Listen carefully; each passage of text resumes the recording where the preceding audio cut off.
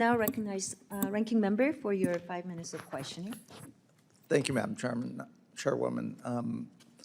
Yeah, just kind of listening to the opening statements of the four witnesses, I actually think you guys agree on a lot more than you disagree upon, and I think that's going to be incredibly important because we are at a pivotal moment where we're rethinking what national security, global security, economic security looks like in the 21st century. And it's a simplistic view, but the 75 years post-World War II, I do think the United States, put together an economic framework that benefited the entire world, created relative peace and prosperity, and at times disadvantaged us. But again, being the dominant economy in the world, I think we could do that in those 75 years, rebuilding Japan, creating a natural competitor, but also a stable democracy.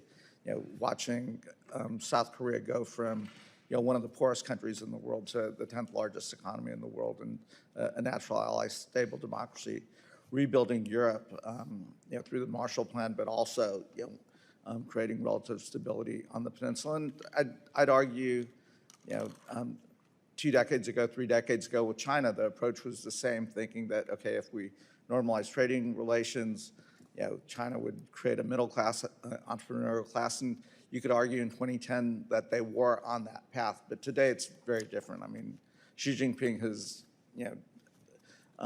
taken China into a very different direction. I think some of that is rethinking where we are, but I also think the internal politics of the United States have changed, where the base of the Democratic Party was the working class union workers in the middle of the country.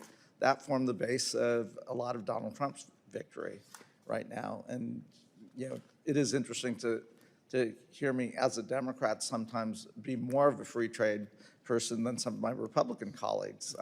Again, there's just a recasting.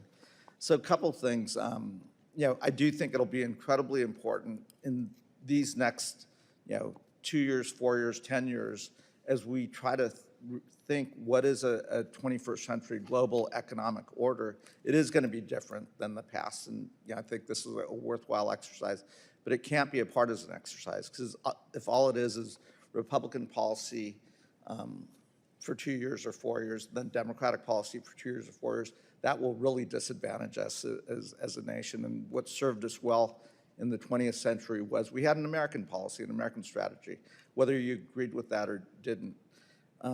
I have a couple things that do cause me some worry, though.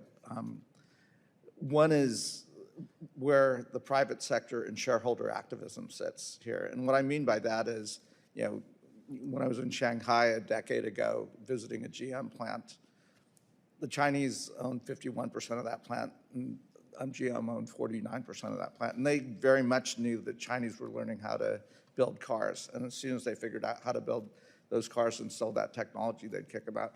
Yet they continued to do that because they were so concerned about quarter-over-quarter profits because of what their shareholders and the pressure that the CEOs were under. I think that's a bad way to drive economic strategy, because I think there's short-term profits but long-term disadvantages. I don't know exactly how to solve that, but I have raised that with many of the American leading CEOs, and they would they would love for us to solve that issue, because they don't want to deal with those shareholders and that activism. They would rather build companies for long-term profits. I think that's incredibly important.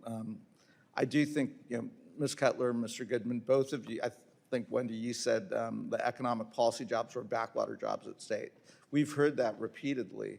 And in this framework, I think we have to elevate and make those jobs more significant. What that looks like across the interagency process, I don't exactly know. I think it is components of diplomacy, it is components of market access, promotion, et cetera, and how that looks. If it's a single agency, if it's an interagency task force, again, you guys are smarter than I am on this. And Mr. Goodman, you talked a little bit about you weren't able to get to government reframework, so let me give you the last 30 seconds to touch on that. Thank you, Congressman, and I agree with everything you just said. And the point I wanted to make is to foot stomp what Wendy said, which is that it's really less about organization than it is about strategy and policy. I mean, we have to get that right.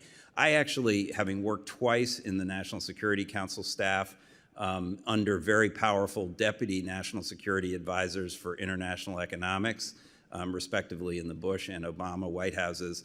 They ran a pretty good process of pulling agencies together and getting them to coordinate. I actually think you could do it that way. You still need a very empowered State Department, but I would keep the agencies with their individual comparative advantages doing what they do best, and then have a really tight White House process to coordinate it.